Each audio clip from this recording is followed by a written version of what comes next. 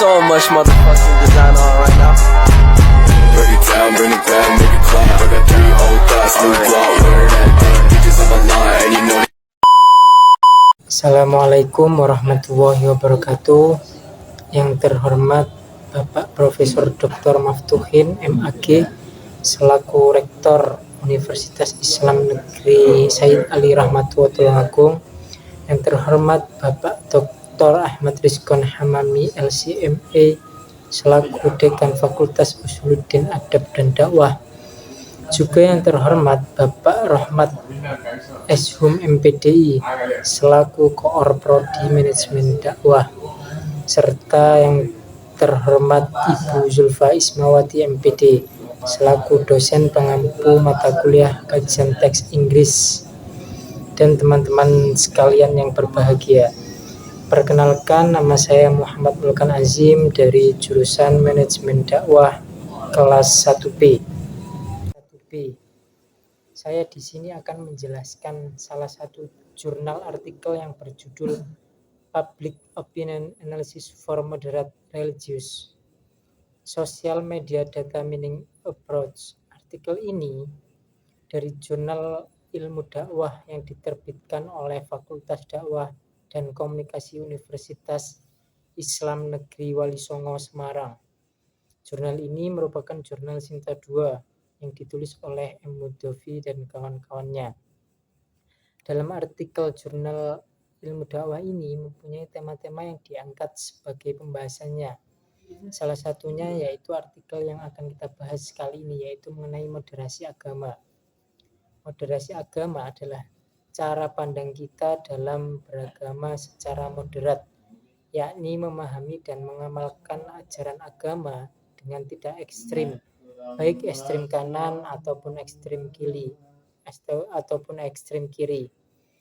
Ekstrim radikalisme, ujaran kebencian, hingga retaknya hubungan antar umat beragama merupakan problem yang dihadapi oleh bangsa Indonesia saat ini.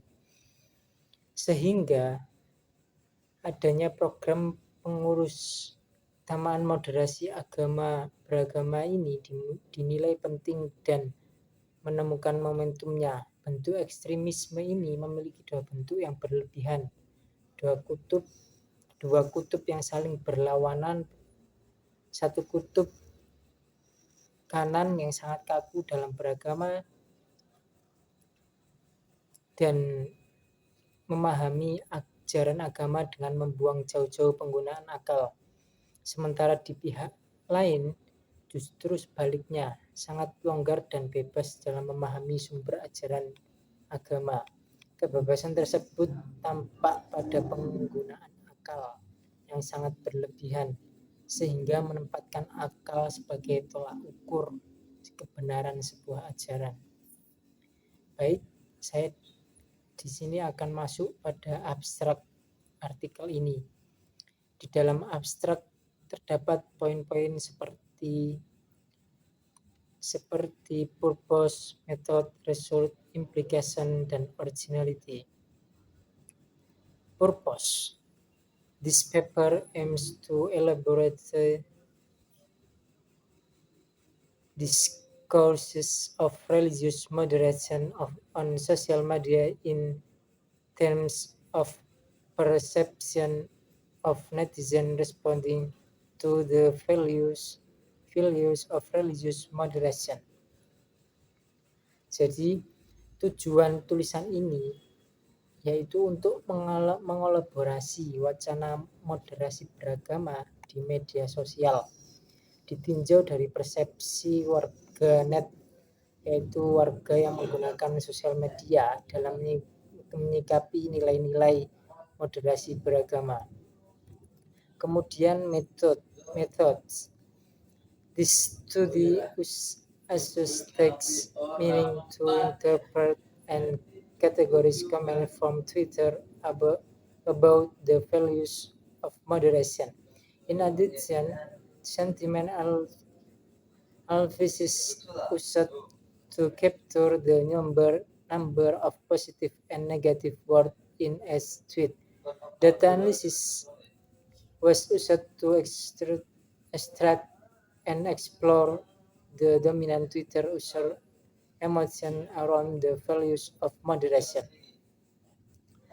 Metode penelitian ini menggunakan text meaning untuk menginterpretasikan dan mengkategorikan komentar dari Twitter tentang nilai moderasi. Selain itu, analisis sentimen digunakan untuk menangkap jumlah kata positif dan negatif di setiap tweet. Analisis data digunakan untuk mengekstraksi dan mengeksplorasi emosi penggunaan Twitter yang dominan seputar nilai moderasi. Kemudian ada result. Sentiment analysis result indicates the variance of Twitter user public participation in providing perception of religious moderate values. The variance of public faith of Twitter is around the issue of religious moderation content show that positive sentiment is higher than negative sentiment. Hasil analisis sentimen menunjukkan adanya variasi partisipasi masyarakat penggunaan Twitter dalam memberikan persepsi terhadap agama atau nilai moderasi beragama. Variasi pandangan masyarakat penggunaan Twitter terhadap isu konten moderasi beragama menunjukkan bahwa sentimen positif lebih tinggi daripada sentimen negatif. Kemudian ada implication, yaitu this research contributes to the study of religious moderation more by understanding how social media users better understand conception related to the values of moderation.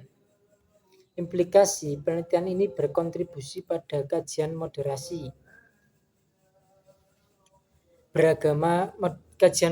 beragama secara lebih luas dengan memahami bagaimana persepsi pengguna media sosial dan menunjukkan bagaimana machine learning (text mirroring) dapat membantu lebih memahami konsep yang berkaitan dengan nilai-nilai moderasi. Kemudian ada originality. This study presents a new methodology and analytical approach to investigating moderate religious in social media conversation, which brings together a multidisciplinary college of technology, data science, and religious studies. This research is this first study that used data meaning approach to public opinion analysis for moderate religious in Indonesia. Kemudian originalitas studi ini menyajikan metodologi baru dan pendekatan analitis untuk menyelidiki agama moderat dalam percakapan media sosial yang menyatukan pengetahuan multidisiplin teknologi, ilmu data, dan studi agama. Penelitian ini merupakan penelitian pertama yang menggunakan pendekatan data meaning untuk analisis opini publik terhadap agama moderat di Indonesia. Kemudian saya akan setelah membaca abstraknya, kita akan membaca introduction atau pendahuluannya. Pendahuluan di sini menjelaskan secara singkat terkait dengan judul yang sudah diangkat oleh penulis. Langsung saja saya akan membaca dan menjelaskan dari masing-masing paragraf yang terdapat di pendahuluan. In the first paragraph explains, Indonesia is actively campaigning for Islam as a friendly, humanist, and tolerant religion. Dalam kurung Abuja 2006, Faikah dan Presinska 2018 Juba et al. 2021, Tohiri 2019. This campaign is considered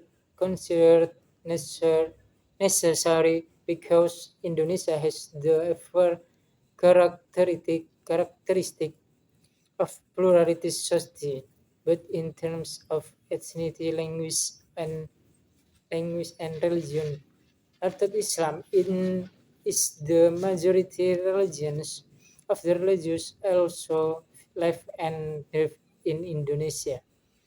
They have the right to freedom to practice religion according to their beliefs. Di paragraf pertama dijelaskan bahwa di negara Indonesia ini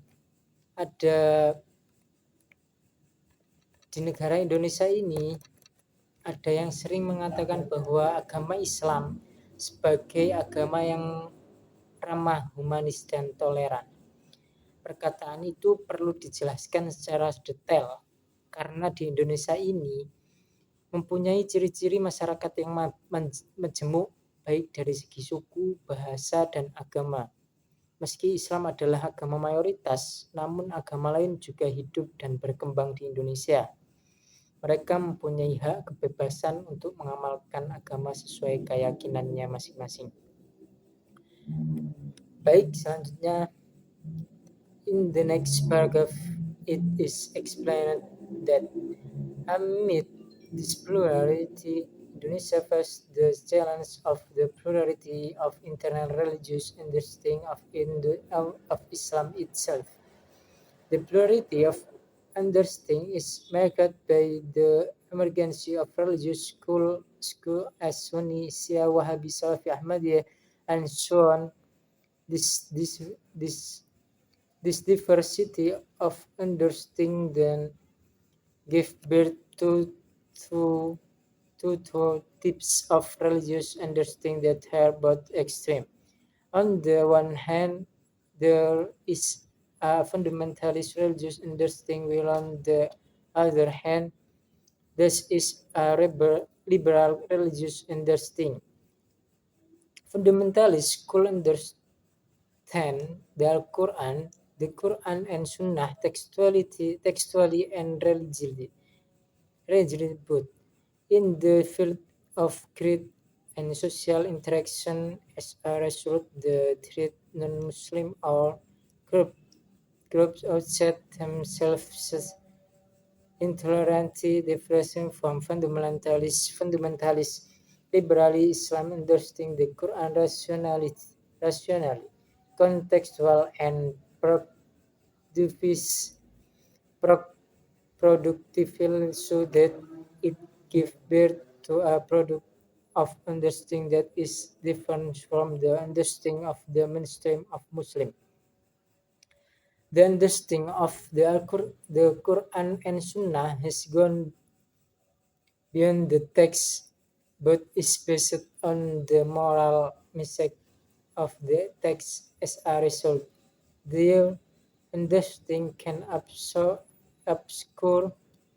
the meaning and nature of religion for ordinary people. Di paragraf selanjutnya dijelaskan bahwa di tengah pluralitas Indonesia, di tengah pluralitas tersebut, Indonesia menghadapi tantangan pluralitas pemahaman agama internal Islam itu sendiri. Paham pluralitas tersebut ditandai dengan munculnya aliran-aliran agama seperti Sunnah, Syiah, Wahhabi, Salafi, Ahmadiyya, dan sebagainya. Keberagaman pemahaman inilah yang kemudian melahirkan dua jenis pemahaman keagamaan yang sama-sama ekstrim. Di satu sisi terdapat paham keagamaan yang fundamentalis, dan di lain pihak terdapat paham keagamaan liberal. Aliran fundamentalis memahami Al-Quran dan Sunnah secara tekstual dan kaku, baik dalam bidang akidah maupun interaksi sosial. Akibatnya, mereka memperlakukan non-Muslim atau kelompok di luar dirinya secara tidak toleran, berbeda dengan Islam fundamentalis. Islam liberal memahami Al-Quran secara rasional, kontekstual, dan produktif, sehingga melahirkan produk pemahaman yang berbeda dengan pemahaman mainstream umat Islam. Pemahaman mereka terhadap Al-Quran dan Sunnah sudah melampaui teks, namun didasarkan pada pesan moral teks. Akibatnya, pemahaman mereka bisa merubah makna dan hakikat agama bagi masyarakat awam. In the next paragraph, it is explained that in this version, Indonesia is interested in conducting counter discourse against intolerant religious discourse on the one hand and liberal ones on the other, namely a more moderate understanding model. This moderate religious understanding of Islam developed in Indonesia under the names Islam Nusantara and Progressive Islam. This counter-discourse strategy is a challenge because the Islamic movement with an intolerant paradigm used social media to campaign for its teaching. Therefore, one of the steps in carrying out a counter-discourse strategy is to convey its an opinions about moderate Islamic status. A counter-discourse strategy is to convey its an opinions about moderate Islamic status on social media. Di paragraf selanjutnya dijelaskan bahwa dalam posisi tersebut, Indonesia tertarik untuk melakukan counter wacana terhadap wacana intoleran agama di satu sisi dan liberal di sisi lain, yakni model pemahaman yang lebih moderat. Paham agama Islam moderat ini berkembang di Indonesia dengan nama Islam Nusantara yang dipelopori oleh organisasi Nahdlatul Ulama dan Islam Progresif yang dipelopori oleh organisasi Muhammadiyah. Strategi kontrawacana ini menjadi sebuah tantangan karena gerakan Islam dengan paradigma intoleran menggunakan media sosial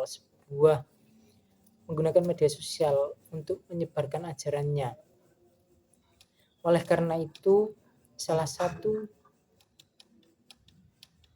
langkah dalam melakukan strategi kontrawacana adalah dengan menyampaikan ide dan pendapat tentang status Islam moderat di media sosial. In the next paragraph, it is explained that discourse strategy is essential because online media is a determining variable among religious habitation, education, welfare, nationality, identity, and social inequality. Direct online media exposure has succeeded in gaining the religious conversion of the Muslim audience to be more moderate, while others are simulation and indirect. In other words, a person's religious influenced by the experience of religious habitation in the socio-political environment of his community, not only influenced by the values of his religious teachings of doctrines. Change preference for religions understanding both about family, social and parental life, including obedience in worship. The longer the online duration and the more media content that is accessed, It is possible for a person to experience a change in understanding for conservative and to moderate, especially for the millennial generation in Indonesia. Di paragraf selanjutnya menjelaskan bahwa strategi wacana menjadi penting karena media online menjadi variabel penentu antara pembiasan beragama pendidikan, kesejahteraan, identitas nasionalis, dan kesenjangan sosial.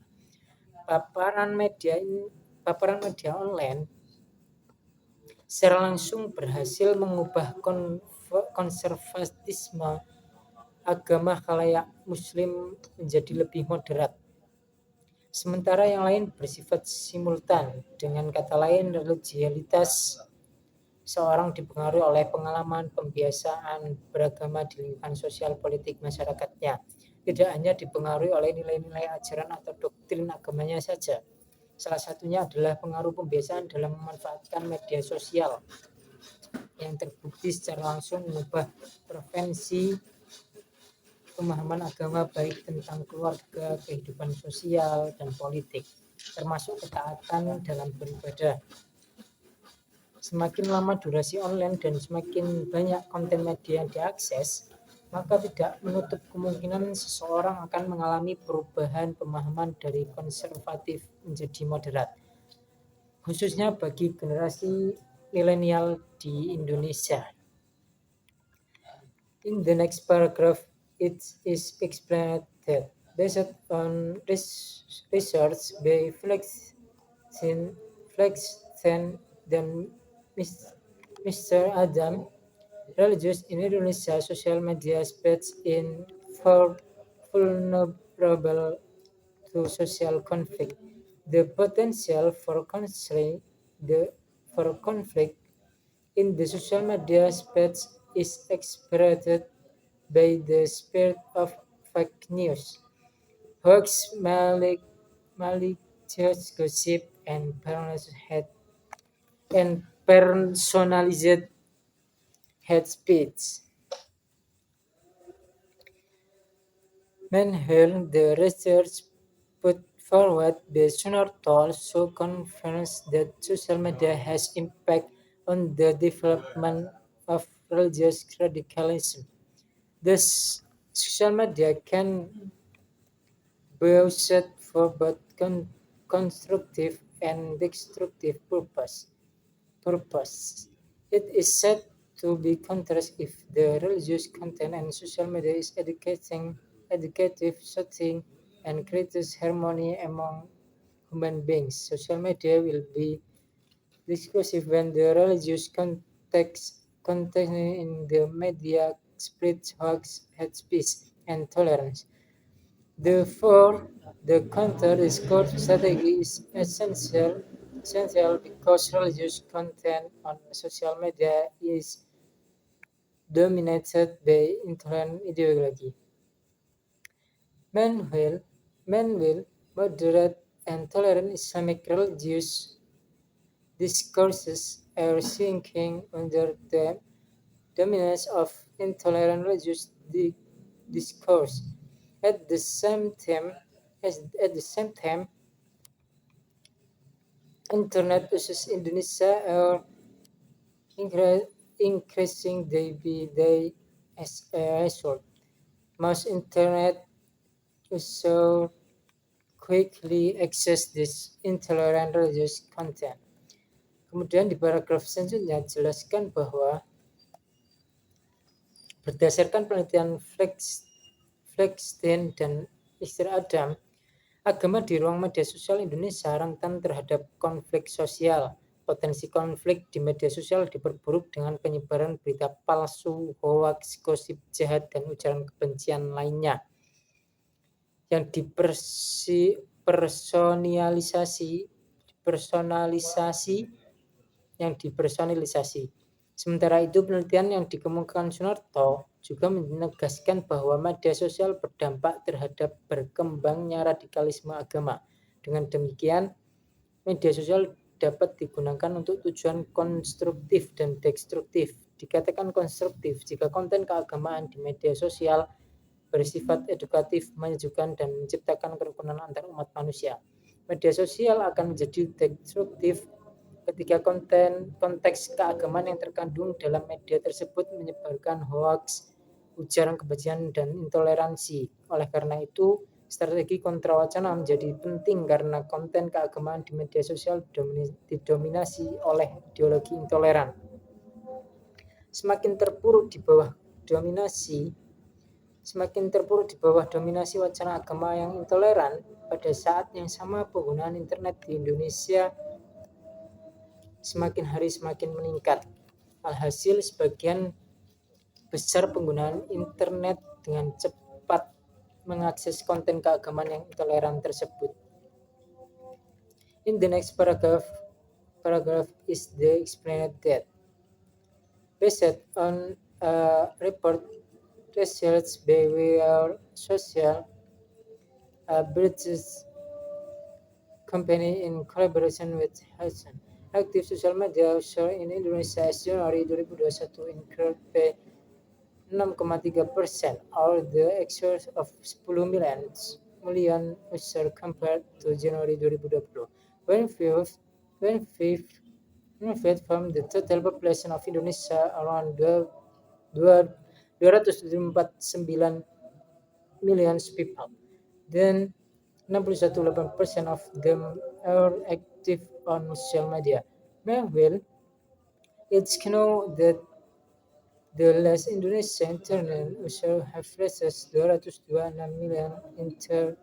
Interestingly, of Indonesians, 170 million active social media users. 168 million access it via mobile device such as smartphone. Another fact is that where social and Swiss said that the average Indonesia social media user could spend up to 3 hours and 14 minutes per day. In terms of the age of social media user, this report show that resident in the 25 sampai 34 year age range dominate. After that, the age group is 18 sampai 24 years. In this report, where social and Hotsuite also analyzed the social media platform used the most in the past month by internet users from 16 to 64 years old. Among the existing social media platform, YouTube occupies the top position. They were followed by WhatsApp, Instagram, Facebook, and Twitter. Di paragraf selanjutnya dijelaskan bahwa berdasarkan laporan yang dirilis WR Social, perusahaan asal Inggris yang bekerja sama dengan Hotsuite, penggunaan aktif media sosial di Indonesia per Januari 2021 meningkat sebesar 6,3% atau setara 10 juta pengguna dibandingkan Januari 2020.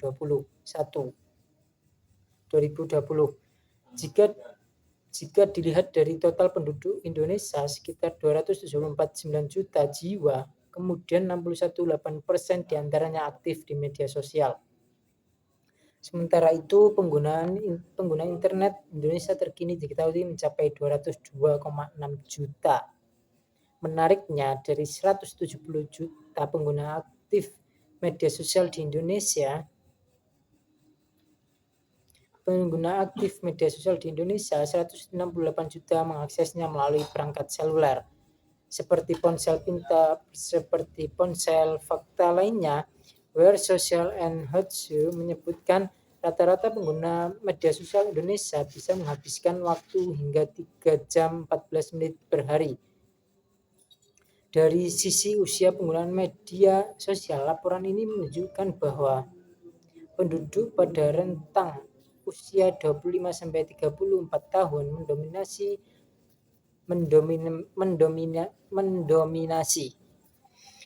Setelah itu kelompok umur 18-24 tahun. Dalam laporan ini, Where Social and Hatsu juga menganalisis platform media sosial yang paling banyak digunakan dalam sebutan terakhir oleh pengguna internet berusia 16 tahun 64 tahun. Berusia 16 hingga 64 tahun. Di antara platform media sosial yang ada, YouTube menempati posisi teratas, diikuti oleh WhatsApp, Instagram, Facebook, dan Twitter. In the next paragraph, it is explained that many internet users have resulted in intensive interaction and communication through social media in Indonesia. FNI 2020 highlighted that social media often present religious narrative that are free of access and are often used by certain group to foster culture and revive identity positive method by diminishing affiliation to religious intention, shifting religious authority, strengthening individual and individualism, and change from pluralism into tribalism. On the other hand, Ahmadullah said that the trend of searching for information on religious moderation on the internet has not yet reached a high level of interest and has not across evenly throughout Indonesia. This condition implies that efforts to promote the idea of religious moderation on the internet still need to be accompanied again. Di paragraf ini dijelaskan bahwa banyaknya pengguna internet mengakibatkan interaksi dan komunikasi yang intensif melalui media sosial di Indonesia. FNI menyoroti bahwa media sosial kerap menyajikan narasi keagamaan yang bebas akses dan kerap digunakan oleh kelompok tertentu untuk menumbuhkan konflik dan menghidupkan kembali politik identitas yang ditandai dengan berkurangnya afiliasi terhadap lembaga keagamaan, pergeseran otoritas keagamaan, menguatnya individualisme dan perubahan dari pluralisme menjadi tribalisme. Di sisi lain, Rahmatullah mengatakan tren pencarian informasi moderasi beragama di internet masih belum mencapai tingkat peminat yang tinggi dan belum terjadi secara merata di seluruh Indonesia. Kondisi ini menyiratkan bahwa upaya untuk mempromosikan gagasan moderasi beragama di internet masih perlu dikampanyekan kembali.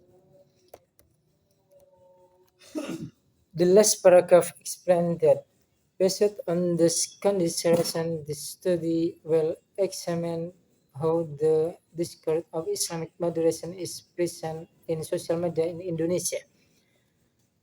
The social media chosen in the study in Twitter in order to strengthen the empirical result of user perception and analysis of user sentiment was carried out on comment from mainstream social media account in Indonesia using one of data mining methods. Namely, this method is used to extract information from media social by identifying and exploring existing patterns, using text meaning to find out the grouping of user opinions regarding religious moderation in Indonesia. Jadi di paragraf terakhir menjelaskan bahwa berdasarkan pertimbangan tersebut, penelitian ini mengkaji bagaimana wacana moderasi Islam hadir di media sosial Indonesia.